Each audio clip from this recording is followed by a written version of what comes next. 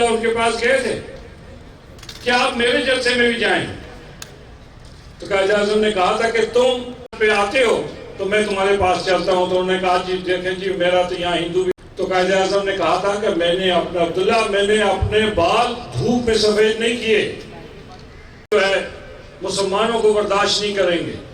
تو آج بھی میں کہتا ہوں قائد اعظم کہ واضح اور پوری طرح یہ کہنا چاہیے کہ جی ہم اسی حکومت کو ہم اجازت نہیں دیں گے کہ وہ کشمیر کے حوالے سے کوئی ایسا.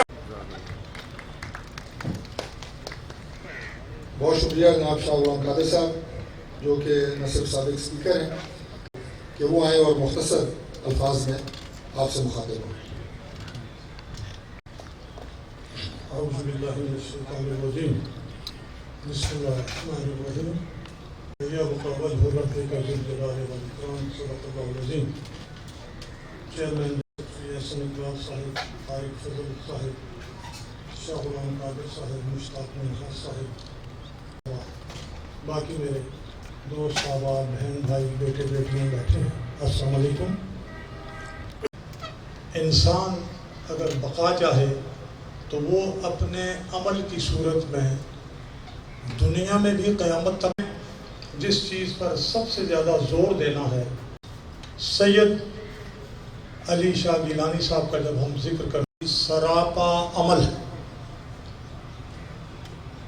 کبھی وہ اگر علی گیلانی صاحب وفات پاتے ہیں اور قید میں ایک نہیں غم نہیں، اللہ کے تو نبی تن تنہا رہ گئے، شہید کر دیے گئے.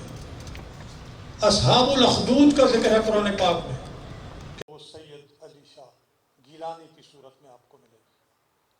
انہوں نے تو قربانی دی، قربانیاں دیتے چلے جا رہے ہیں، لیکن ایک بات کہ ہم یہاں کیا کر رہے ہیں. مجھے افسوس ہے ان 74 سالوں میں کسی بھی نظریے کے ساتھ مخلص نہیں ہوتے، چاہے وہ سر پر قرآن پاک رکھ کے مکہ مکرمہ کا طواف کر رہے ہوں، کعبۃ اللہ کو ہاتھ لگا کے قسمیں کھا رہے ہوں کہ ہم مخلص ہیں. خدا کی قسم وہ جھوٹے ہیں، مخلص نہیں. آئین توڑنے والا کوئی شخص نہ نظریے سے مخلص ہے نہ پاکستان سے مخلص ہے. اور ہمارا زیادہ وقت ان لوگوں نے ضائع کیا جو سامنے کچھ ہیں پیچھے کچھ ہیں. ڈکٹیشن کسی اور کی ہوتی ہے، پاکستان کے نظریے سے وفادار وہ نہیں ہوتے. لہٰذا ہم اگر چاہتے ہیں کہ ہمارا نظریہ پھلے پھولے، ہمارے کشمیری بھائی بھی آزاد ہوں، اور دنیا میں جہاں بھی کہیں غلامی ہے، غلامی کی زنجیریں ٹوٹیں، تو پھر یاد رکھیں کہ کب اشک بہانے سے کٹی ہے شب ہجراں، کب کوئی دعا، کب کوئی بلا صرف دعاؤں سے ٹلی ہے. دعاؤں سے بلائیں نہیں ٹلتی، بلکہ مقام بدر پیدا کر فرشتے تیری نصرت کو اتر سکتے ہیں گردوں سے قطار اندر قطار. اب بھی آج بھی یہاں ایسے ہم مسلمان گئے گزرے تو ہیں، لیکن اس کے باوجود ہمارا ایمان اتنا ہے کہ اگر جناب محمد مصطفیٰ صلی اللہ علیہ وسلم جن کے بارے میں اللہ تبارک و تعالیٰ نے ارشاد فرمایا لقد کان لکم فی رسول اللہ اسوۃ حسنہ، تمہارے لیے محمد مصطفیٰ صلی اللہ علیہ وسلم کی ذات میں پیروی کا بہترین نمونہ ہے. تو مقام بدر میں جس طرح 313 صحابی اپنے ہاتھ پر جانیں ہتھیلی پر لے کر میدان میں اترے، تلواریں، چند تلواریں، 2 گھوڑے، پتھر اور لاٹھیاں، اور 700 سے زیادہ کفار کو بھگا دیا، شکست فاش دی. یقین جانیے آج بھی ہم شکست دے سکتے ہیں، آج بھی ہم مقبوضہ کشمیر کو آزاد کرا سکتے ہیں، لیکن اس کے لیے ہمیں آئین پاکستان اس کے ساتھ وفاداری کرنی ہوگی، قومی اتحاد پیدا کرنا ہوگا، اور نظریہ پاکستان سے ہمیں مخلص ہونا ہوگا. میں یہ عرض کروں گا کہ یہ جو ہے نا کہ پیوستہ رہ شجر سے امید بہار رکھ، ہمارا شجر جو ہے وہ آئین ہے، ہمارا شجر جو ہے وہ نظریہ ہے، اور اس کی طرف بیماری کے باوجود میں یہ ضرور کہوں گا کہ جس طرح جناب نواز شریف اس وقت قربانی دے رہے ہیں اور ان کی قیادت میں یہ اسٹیج پہ بیٹھے ہوئے ہمارے دوست آپ لوگ اکٹھے ہیں، خدا کرے کہ یہ روح، یہ پیغام باقی سب میں بھی جائے، متحد ہو جائیں، تو یہ شجر نظریہ کا شجر جو ہے اسی سے ہمیں فتح ملے گی، یہی ہماری نوید فتح ہوگا۔ اللہ تعالی ہمیں نظریے پر قائم رہنے کی اور سید علی شاہ گیلانی کے وہ تو نقش قدم پر چلے نا صحابہ کے، تو ہمیں ان کے حوالے سے صحابہ کے اور محمد مصطفیٰ صلی اللہ علیہ وسلم کے نقش قدم پر چلنے کی توفیق عطا فرمائے۔ بہت بہت شکریہ۔ تعلق رکھتے ہیں جناب عبدالحمید لون صاحب کہ وہ تشریف لائیں اور اپنے خیالات کا اظہار فرمائیں۔ اما بعد، بسم اللہ الرحمن الرحیم۔ قابل عزت چیئرمین پاکستان مسلم لیگ نون محترم راجہ ظفر الحق صاحب، احسن اقبال صاحب، شاہ غلام قادر صاحب، x speaker Azad Kashmir assembly مشتاق مناز صاحب، زہرا فاطمی صاحبہ، ڈاکٹر فضل صاحب، میرے سامنے خواتین حضرات، السلام علیکم۔ جیسا کہ آج پاکستان مسلم لیگ نواز کے زیر اہتمام تعزیتی ریفرنس منعقد ہو رہا اور قائد انقلاب سید علی شاہ گیلانی صاحب کو خراج عقیدت پیش کیا جا رہا ہے، تو یہ اس چیز کا غماز ہے کہ پاکستان کی ہر پولیٹیکل پارٹی، پاکستان کے 22 کروڑ عوام جو ہیں، کشمیری عوام کے شانہ بشانہ ہیں، پشتیبان ہیں، اور یہ کمٹمنٹ جو ہے انشاءاللہ تب تک برقرار رہے گی جب تک نہ مسئلہ کشمیر اپنے انجام کو پہنچتا ہے۔ سید علی شاہ گیلانی صاحب ایک انقلابی رہنما تھے، ایک دیدور اور دلیر انسان تھے، ایک احساس شخصیت تھے وہ۔ ان کی جو وابستگی پاکستان کے ساتھ رہی ہے بڑی والہانہ، بلکہ پچھلی دفعہ اگر آپ دیکھیں بستر مرگ تھے 3-4 مہینے پہلے، تو جب وہ ورد کر رہے تھے لا الہ الا اللہ، اس کے ساتھ وہ یہ بھی کہہ رہے تھے کہ پاک سرزمین شاد باد۔ تو مجھے کل بھی پورا یقین ہے کہ انہوں نے کلمہ شہادت کے ساتھ پاکستان کا زندہ باد نعرہ لگایا ہو۔ پاکستان کا دوسرا نام سید علی شاہ گیلانی تھا، جہاں کشمیر کے اندر شیخ عبداللہ نے مضبوط کیے تھے ہاتھ ہندوستان کے، اس کے قبضے کو دام وہ کشتے وقت اور اس کی سحر کو توڑا اور قوم کو آمادہ بغاوت کیا، تو وہ یہ شخصیت تھی۔ وہیں آج ہم جہاں سید علی شاہ گیلانی صاحب کو خراج عقیدت پیش کرتے ہیں، اور وہیں ہم انشاءاللہ عہد کرتے ہیں کہ جو ان کا مشن تھا، اور جہاں آج کشمیر کی گلی کوچوں میں، پہاڑوں میں، اس کے اندر ہر جگہ یہی نعرہ گونجتا ہے کہ ہم پاکستانی ہیں، پاکستان ہمارا ہے، اور یہ جب تک نہ اپنے منطقی انجام کو پہنچتا ہے انشاءاللہ ہم اس مشن کو جاری و ساری رکھیں گے۔ وہیں جب میں نے ہوش سنبھالا، میں اس وقت پی یو سی کا اسٹوڈنٹ تھا 90s میں، مجھے بھی مشتاق مناز صاحب کہہ رہے تھے آپ یہاں کب آئے تھے، تو میں 90s میں پی یو سی کا اسٹوڈنٹ تھا، کالج کے طالب علمی میں۔ تو سید علی شاہ گیلانی لنگیٹ کے مقام پر آئے، تو چونکہ عبدالغنی لون صاحب کا علاقہ ہے ہندوارہ، تو وہاں لنگیٹ کی پارک میں ایک بڑا جلسہ منعقد ہوا، تو گیلانی صاحب کو اس وقت میں نے پہلی دفعہ دیکھا۔ بعد میں حیدر پورہ بھی گیا، 2-3 دفعہ ان کا دیدار کیا۔ تو بہرحال اصل جو کہنے والی بات ہے وہ میں نے پھر 2004 میں نے جب محاذ گرم تھا آتا جاتا رہا، 2004-5 میں نے حریت کو جوائن کیا جب میر وائز صاحب یہاں آئے تھے۔ تو مجھے اس دوران جو رہنمائی شامل رہی، جو تربیت رہی، وہ محترم راجہ ظفر الحق صاحب کی رہی ہے۔ کشمیر کے حوالے سے ان کی جو کمٹمنٹ، جو ڈیڈیکیشن، وہ کسی سے ڈکی چھپی نہیں۔ ڈاکٹر صاحب میں نے 2013 میں، شاہ صاحب آپ سنیں، 2013 میں نے، چونکہ میں طالب علم ہوں، ڈیموگرافک چینج پہ میں نے کہا کہ ہندوستان ہماری ڈیموگرافی پہ اٹیک کرنے والا ہے۔ جب میں نے اپنے دوستوں سے، جو میری کولیگ ہیں شاہ صاحب، ان سب کو جانتے ہیں، تو انہوں نے کہا لون کیا ہو گیا آپ کو، یہ پی ڈی پی اور نیشنل کا معاملہ ہے۔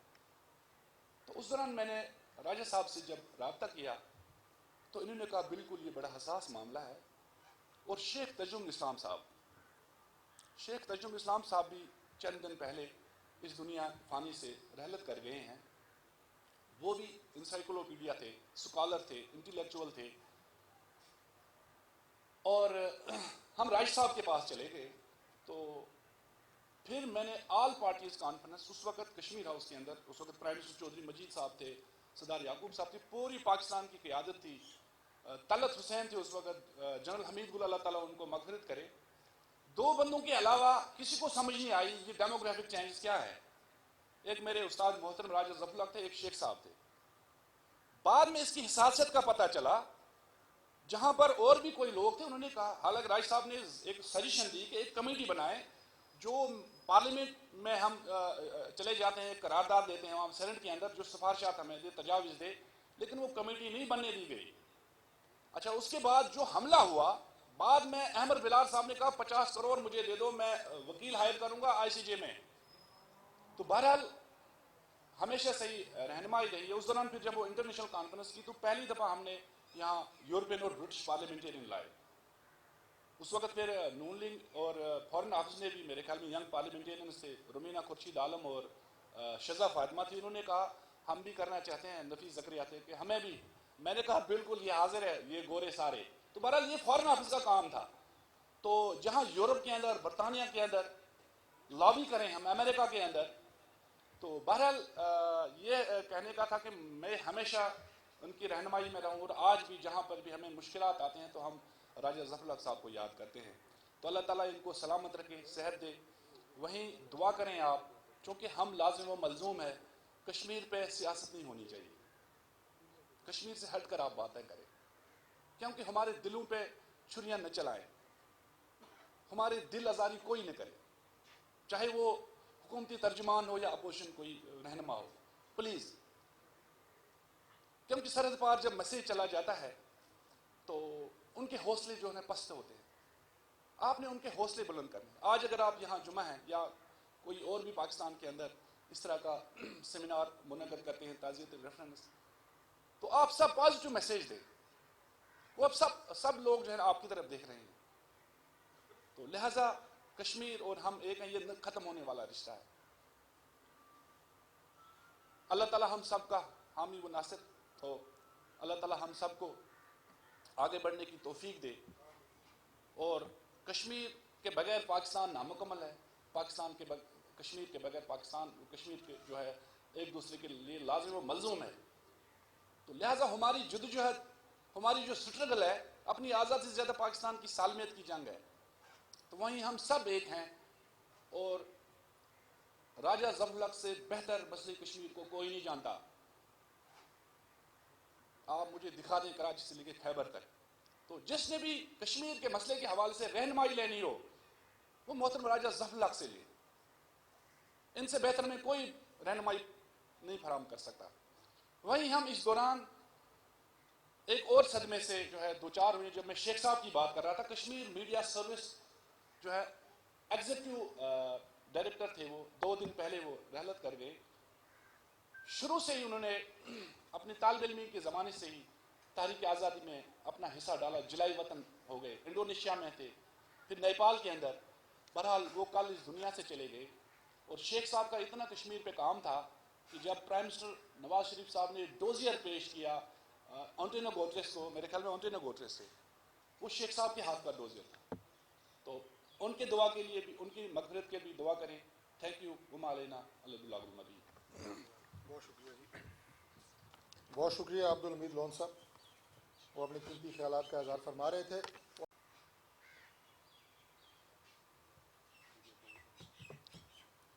بسم اللہ الرحمن الرحیم. جناب محترم راجہ ظفر الحق صاحب، جناب شاہ غلام قادر صاحب، مشتاق منہاج صاحب، لون صاحب، زہرا صاحبہ، صدیق الفاروق صاحب اور معزز خواتین و حضرات، آج ہم جس شخصیت کے یاد میں اس ریفرنس کے لیے اکٹھے ہوئے ہیں، میں اگر یہ کہوں کہ وہ شخصیت سید علی گیلانی صاحب 22 کروڑ پاکستان میں بسنے والے پاکستانیوں سے بڑے پاکستانی تھے تو غلط نہیں ہوگا۔ کراچی سے پشاور تک جتنے پاکستانی بستے ہیں، ہم آزاد فضاؤں کے اندر پاکستان زندہ باد کا نعرہ لگاتے ہیں، لیکن بھارتی سیکیورٹی فورسز کی سنگینوں کے سائے میں اور بھارتی سیکیورٹی فورسز کے ظلم کے پہاڑ کے نیچے کھڑے ہو کر پاک کشمیر بنے گا پاکستان، اور پاکستان زندہ باد کہنے والا جو مرد حر تھا، اس سے بڑا کوئی پاکستانی نہیں ہو سکتا۔ جناب سید علی گیلانی صاحب کی پوری زندگی کشمیر کی آزادی کے لیے وقف رہی۔ انہوں نے ہر دور میں ہر اس سازش کو بے نقاب کیا جس نے کشمیر کا سودا کرنے کی کوشش کی، اور ان کا انمٹ یقین تھا کہ کشمیر کی دھرتی ایک دن پاکستان کے ساتھ شامل ہوگی، چونکہ کشمیر کا بٹوارا تقسیم ہند و پاک کی اسکیم کا ادھورا ایجنڈا ہے۔ مجھے یاد آ رہا ہے کہ تحریک پاکستان کے ایک بزرگ رہنما جناب عثمان جوگزئی نے ایک جلسے میں یہ بات سنائی۔ انہوں نے کہا کہ جب پاکستان بن گیا تو ہم بلوچستان سے نوجوانوں کا وفد جناب قائد اعظم کو مبارکباد دینے کے لیے ان کے پاس حاضر ہوا، تو ہمارے پہنچنے سے پہلے قائد اعظم کسی خوشگوار موڈ میں بات چیت کر رہے تھے، اور جب ہم نے انہیں مبارک دی کہ قائد اعظم محمد علی جناح کو کہا کہ آپ کو مبارک ہو کہ ہمیں وہ کامیابی ملی ہے جس کا ہمیں تصور نہیں تھا، تو وہ کہنے لگے کہ قائد اعظم جو مسکرا رہے تھے ہماری اس بات سے پہلے، وہ یکا یک سنجیدہ ہو گئے۔ انہوں نے کہا کہ آپ کو معلوم ہے یہ وہ پاکستان نہیں ہے جو ہم چاہتے تھے، ہمیں تو ایک مورچہ ملا ہے، ہم اس مورچے سے اپنا پاکستان حاصل کریں گے۔ اور قائد اعظم جب اپنا پاکستان حاصل کرنے کی بات کر رہے تھے تو یقیناً اس میں ان کا اشارہ کشمیر کی طرف تھا کہ ہم سے کشمیر چھین لیا گیا ہے، لیکن ہم نے کشمیر کو حاصل کر کے پاکستان کی تکمیل کرنی ہے۔ لیکن بدنصیبی دیکھیے کہ قائد اعظم کے اس پاکستان میں 25 سال کے بعد ہم اس مورچے کا بھی آدھا حصہ گنوا بیٹھے۔ لہذا ہمارے اوپر بہت ذمہ داری عائد ہوتی ہے، ہمارے اوپر ان کشمیری شہداء کے لہو کی ذمہ داری ہے، ہمارے اوپر ہماری کشمیری بہنوں، ماؤں اور بیٹیوں کے آنچل کی اور آبرو کی ذمہ داری ہے کہ ہم نے پاکستان کو مضبوط بنانا ہے۔ کشمیر کے مسلمانوں کے تحفظ کی ایک ہی شرط ہے کہ پاکستان مضبوط ہو۔ جب پاکستان مضبوط ہوگا تو کشمیر کے مسلمانوں پہ کوئی ظلم نہیں ڈھا سکے گا اور ان کو کوئی غلام نہیں رکھ سکے گا۔ لیکن اگر پاکستان کمزور ہوگا تو کشمیر کے عوام کی طاقت بھی کمزور ہو جائے گی۔ تو اسی لیے اہل پاکستان بندوق پکڑ کے تو کشمیر کی جنگ ابھی شاید نہیں لڑ سکتے، لیکن اہل پاکستان کا یہ فرض ضرور ہے کہ وہ پاکستان کی مضبوطی کے لیے اپنا کردار ادا کریں، چونکہ پاکستان کی معیشت، پاکستان کی سیاست اور پاکستان کی سفارت کی مضبوطی ہی کشمیر کے عوام کی مضبوطی ہے اور ان کے حق خود ارادیت کو حاصل کرنے کی ضمانت ہے۔ تو اس لیے میں سمجھتا ہوں کہ آج اگر ہم پاکستان میں یہ بات کہتے ہیں کہ کیوں مودی کو جرأت ہوئی کہ وہ کام اس نے کیا کہ جو 72 سال میں بھارت کو جرأت نہیں ہوئی تھی کرنے کی، تو ہم کشمیر کے عوام کو کوئی منفی پیغام نہیں دیتے. ہم کشمیر کے عوام کو یہ پیغام دیتے ہیں کہ اگر پاکستان میں بھی کسی نے کشمیر کے موقف پہ کمزوری دکھائی تو یہ قوم اسے معاف نہیں کرے گی، کیونکہ کشمیر پاکستانی قوم کے سیاسی عقیدے کا حصہ ہے، اور اس سے جو روگردانی کرے گا پاکستانی قوم اس کو کبھی معاف نہیں کرے گی. اور ہمیں انشاءاللہ امید ہے کہ کشمیر کے عوام نے جو قربانیاں دی ہیں، جیسے ابھی کہا گیا کہ افغانستان کے عوام نے ثابت کیا ہے کہ غیر ملکی تسلط کبھی عوام کی حریت کو اور عوام کے جذبہ آزادی کو نہیں کچل سکتا. کشمیر کے عوام بھی گزشتہ 73 سال سے اپنے لہو سے آزادی کی شمع کو لہو سے آبیاری کر کے روشن کیے ہوئے ہیں، اور انشاءاللہ تعالی ان کی یہ قربانیاں رنگ لائیں گی اور کشمیر بنے گا پاکستان.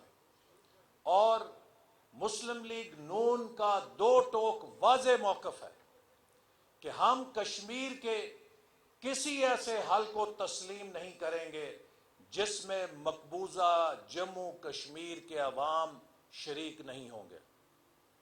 مسئلہ کشمیر ہندوستان اور پاکستان کے دو فریقوں کے درمیان ہی نہیں، اس میں تیسرا فریق جو ظلم کا نشانہ بنا، جس نے قربانیاں دیں، وہ جموں کشمیر کے عوام ہیں.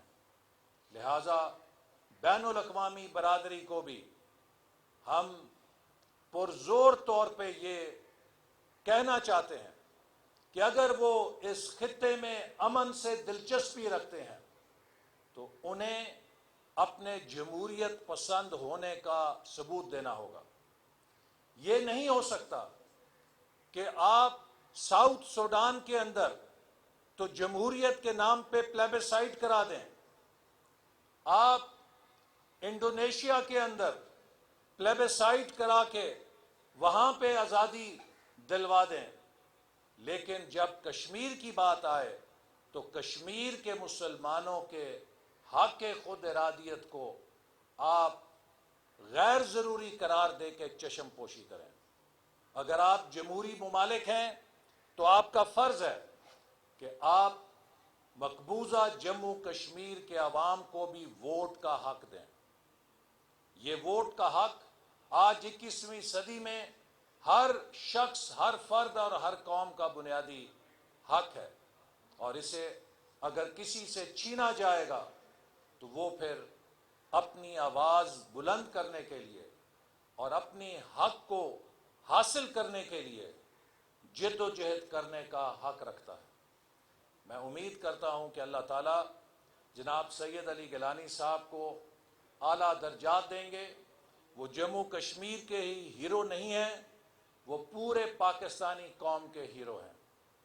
جب بھی بھارت کی افواج اور سیکیورٹی فورسز وہاں پہ ظلم کا بازار گرم کرتے تھے تو ایک مرد جو عمر کے اس حصے میں تھا کہ جہاں لوگ جد و جہد سے پیچھے ہٹ جاتے ہیں، لیکن وہ 92 سال کی عمر میں بھی اس زور سے اور اس دبدبے سے بات کرتے تھے جیسے 25 سال کا ایک نوجوان بات کرتا ہے.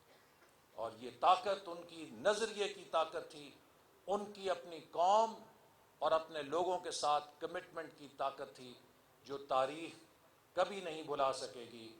ہماری دعا ہے کہ کشمیر کے ہمارے بہن اور بھائی، اللہ تعالیٰ ان کی جد و جہد کو کامیاب کرے اور ہمیں ایسے حکمران عطا کرے کہ جو کشمیر کے عوام کو سوشل میڈیا پہ ٹرینڈ بنانے کی بجائے، ان کے جد و جہد کو سوشل میڈیا پہ چلانے کی بجائے عمل کی دنیا میں کر سکیں تاکہ بھارت کا ہاتھ اس ظلم سے روکا جا سکے جو کر رہا ہے۔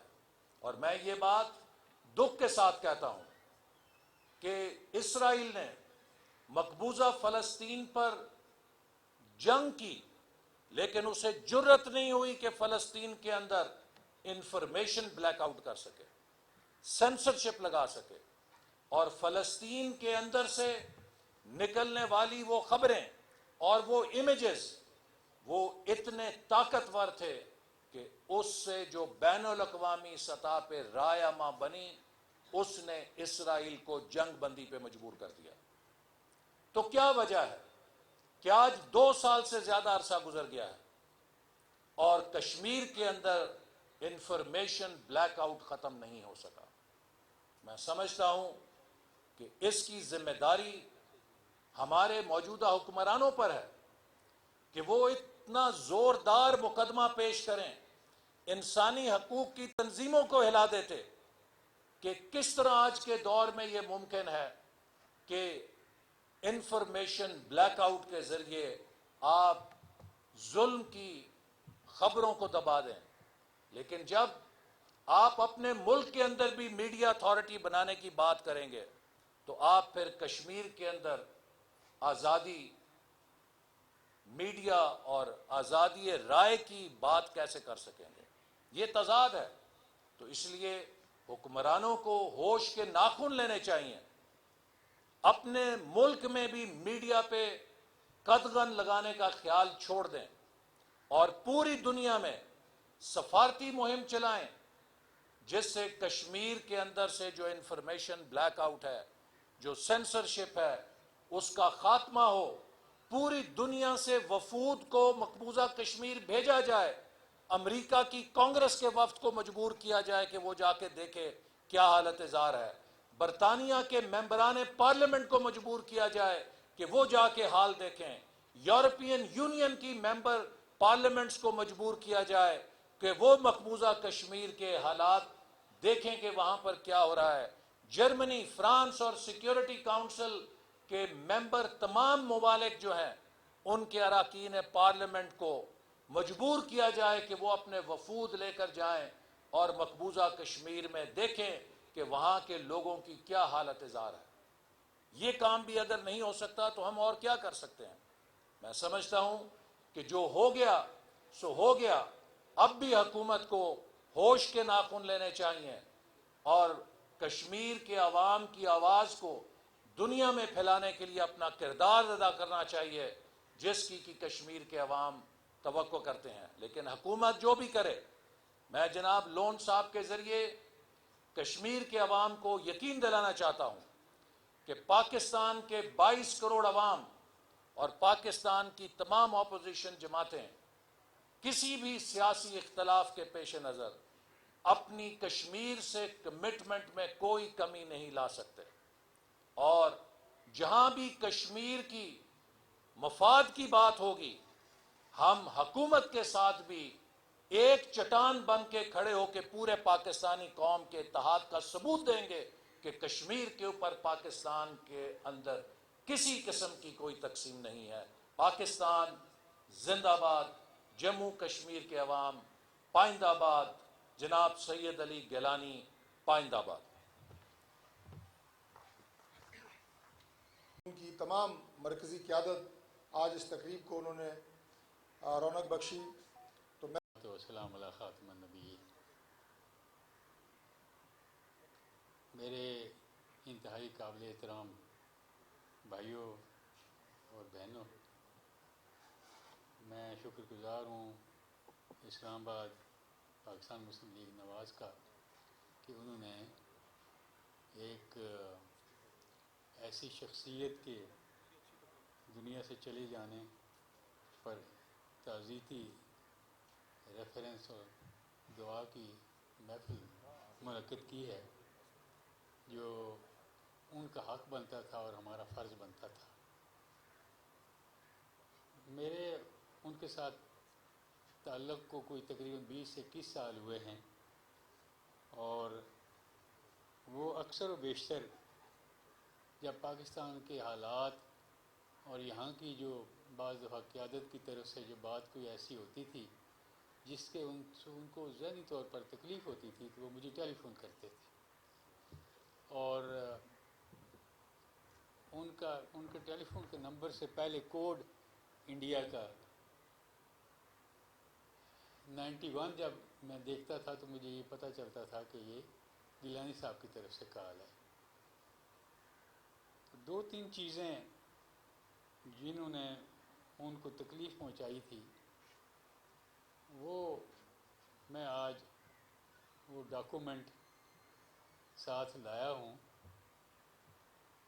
کہ ایک دفعہ انہوں نے یہ کہا کہ یہ پراپیگنڈا جو چل رہا ہے کہ جو لاہور ڈکلیریشن ہوا تھا اس لاہور ڈکلیریشن کے بارے میں میاں نواز شریف صاحب کے خلاف ایک پراپیگنڈا وہاں سے ہوتے ہوتے مقبوضہ کشمیر تک بھی بعض دفعہ پہنچایا جا رہا ہے کہ جو لاہور ڈکلیریشن ہے اس میں کشمیر کا کوئی ذکر ہی نہیں کیا گیا۔ تو میں نے پھر اس وقت اس کی تردید کی تھی، میں آج بھی وہ ڈاکومنٹس لایا ہوا ہوں، اور یہ کشمیر کی فائل ہے جو میرے پاس رہتی ہے، اور متعلقہ اس میں جو ڈاکومنٹس ہیں وہ میں رکھتا ہوں، اور پاکستان کا آئین بھی، تاکہ جو غلط فہمیاں پھیلائی جاتی ہیں ان کا مؤثر توڑ ہو سکے۔ مثلا آج کل یہ کہا جا رہا ہے کہ جی اگر کشمیری یہ فیصلہ کرتے ہیں کہ وہ پاکستان کے ساتھ الحاق کریں گے اور ان کو یہ موقع ملتا ہے جو ملنا چاہیے، تو میں یہ یہاں کی اسٹیٹمنٹ ہے، تو میں ان کو ایک اور موقع دوں گا کہ وہ انڈیپینڈنٹ رہنا چاہتے ہیں یا پاکستان کے ساتھ رہنا چاہتے ہیں۔ یہ تو سوال ہی نہیں پیدا ہوتا کہ ان کو بار بار اس آزمائش سے گزارا جائے کہ ایک دفعہ جب وہ فیصلہ کر لیتے ہیں کہ ہم پاکستان کے ساتھ رہنا چاہتے ہیں اور انڈیا کے ساتھ نہیں رہنا چاہتے، تو پھر ان کو ایک دفعہ اور یہ اس مشکل سے گزارا جائے کہ آپ رہنا چاہتے ہیں تو آپ انڈیپینڈنٹ رہنا چاہتے ہیں یا پاکستان کا کوئی حصہ ہو کر رہنا چاہتے ہیں۔ کشمیریوں کی توہین ہے۔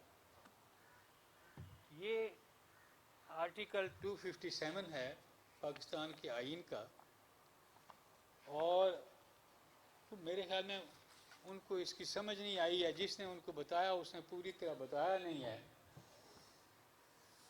257 ہے when the people of state of Jammu and Kashmir decide to accede to Pakistan, the relationship between Pakistan and the state shall be determined in accordance with the wishes of the people of the state. یہ 257 ہے constitution کا، جس کا مطلب یہ ہے کہ ایک دفعہ ان سے جب پوچھ لیا جائے اور وہ پاکستان کے ساتھ شامل ہونے کی کو ترجیح دیں، اور اس میں کوئی شک نہیں ہے، میں اور سید ظفر علی شاہ صاحب اور ایک اور ہمارے چودھری الطاف صاحب، میں اس وقت بار کا پریزیڈنٹ تھا، تو ہم دلی گئے۔ وہاں پر ہمارے ایک محترم تھے، انہوں نے کہا کہ آپ کسی اور کو بھی ملنا چاہتے ہیں، تو میں نے کہا کہ ہم ملنا چاہتے ہیں شیخ عبداللہ صاحب سے۔ انہوں نے ان کو ٹیلی فون کیا تو پتہ چلا کہ ان کی طبیعت ٹھیک نہیں ہے، تو انہوں نے اپنے بیٹے فاروق عبداللہ کو وہاں دلی بھیج دیا۔ فاروق عبداللہ نے مجھے یہ کہا کہ آپ قطعاً اس بات کا فکر نہ کریں، انڈیا جتنا بھی زور لگا لے، جتنے بھی وسائل اپنے سارے استعمال کر لے، جب کشمیریوں سے یہ پوچھا جائے گا تو ان میں سے کوئی ایک آدمی بدبخت نہیں ہوگا جو یہ کہے کہ ہم پاکستان کے ساتھ شامل نہیں ہوتے۔ میں نے یہ بات دہرائی یہاں آ کر، اور ایک ویانا میں کانفرنس ہوئی تو میں وہاں معتمر کی طرف سے گیا، اور محترمہ نصرت بھٹو صاحبہ بھی ساتھ تھی، تو وہاں پر اس سے ملاقات بھی ہوئی، تو اس نے کہا کہ میں نے آپ کو اپنی جگہ یہ کہا تھا اور آپ نے تو اس کو بالکل اجاگر کر دیا ہے۔ تو میں نے کہا یہ بات اجاگر کرنے والی تھی اور کرنی چاہیے، اس نے کہا کہ ہم جب انڈیا کے کسی حصے میں جاتے ہیں، دلی جاتے ہیں یا کسی اور جگہ، تو ہمیں شک کی نگاہ سے دیکھا جاتا ہے. پھر ہمیں افسوس ہوتا ہے کہ ہمارے والد صاحب نے کیوں پنڈت جواہر لال نہرو کے کہنے کے اوپر وہ راستہ اختیار کیا جو انہیں نہیں کرنا چاہیے تھا. اور آج ان پر یہ بات واضح ہو چکی ہے کہ وہ راستہ غلط تھا، وہ کشمیریوں کا راستہ نہیں تھا، وہ کشمیر کے مستقبل کا راستہ نہیں تھا، بلکہ ہندوستان کے ساتھ غلامی کا ایک تعلق قائم رکھنے کا راستہ تھا. اسی طریقے سے میں وہ ریزولوشنز بھی لایا ہوا ہوں جو ایک نہیں، بعض لوگ کہتے ہیں جی ایک ریزولوشن سے کیا ہوتا ہے، اس سے کوئی حل ہو جائے گا. ایک ریزولوشن نہیں ہے، 2 درجن ریزولوشنز ہیں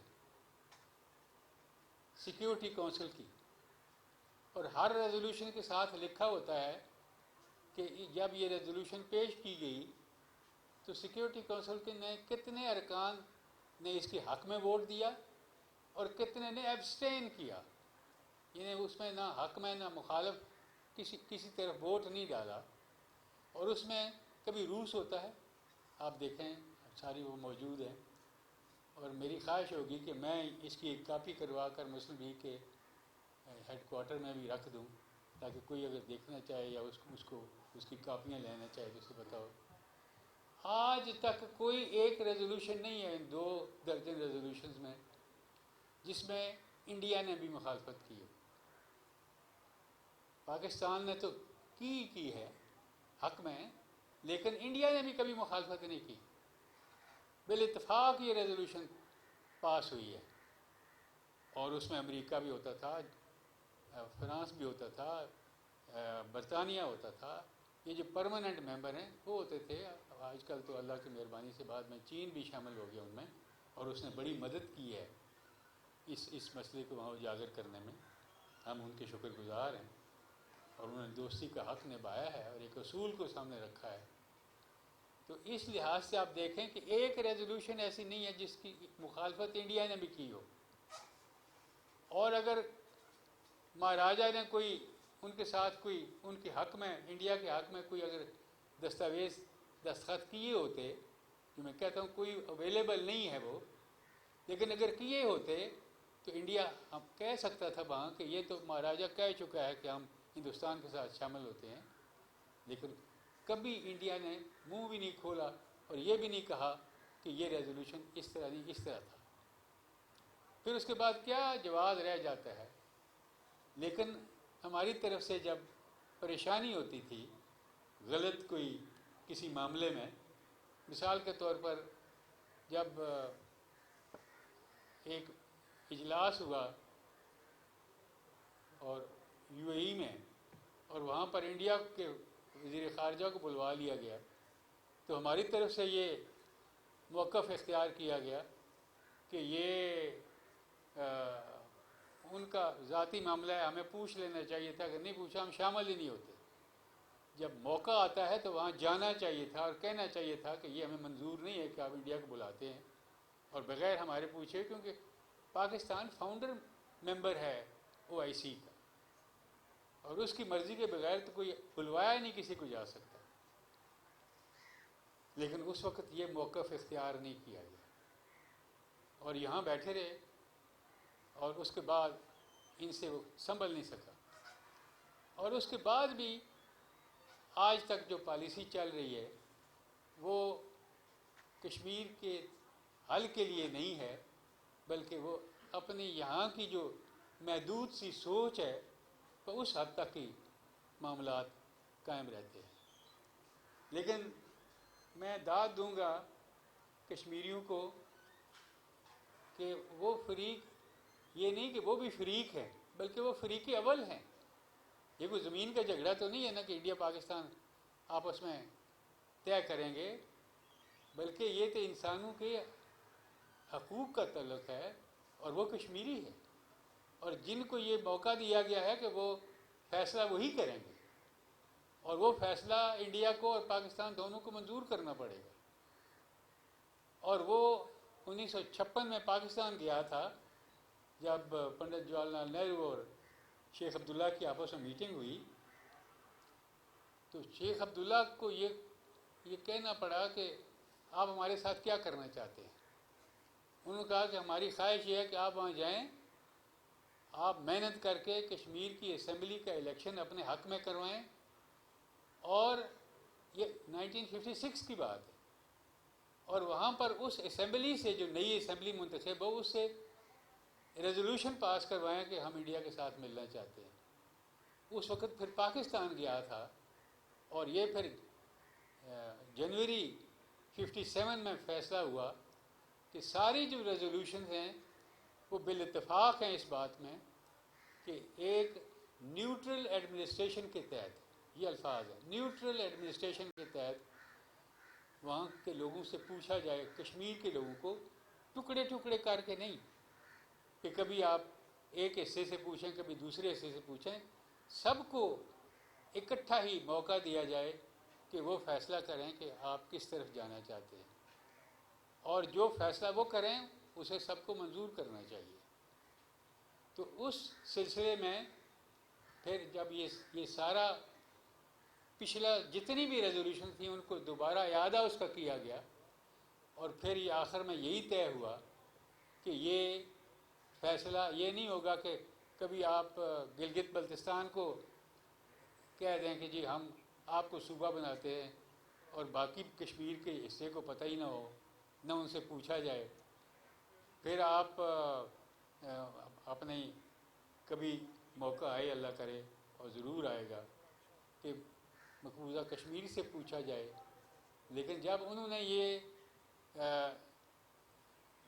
آئین کے دفعہ 370 کو مسمار کرنے کی کوشش کی, جو نہیں کر سکتے تھے کیونکہ اس میں بھی رکاوٹیں ہیں, آئینی رکاوٹیں ہیں, اور فیصلے ہیں ہائی کورٹ اور سپریم کورٹ کے, انڈیا کے اور کشمیر کے, جموں کشمیر کے.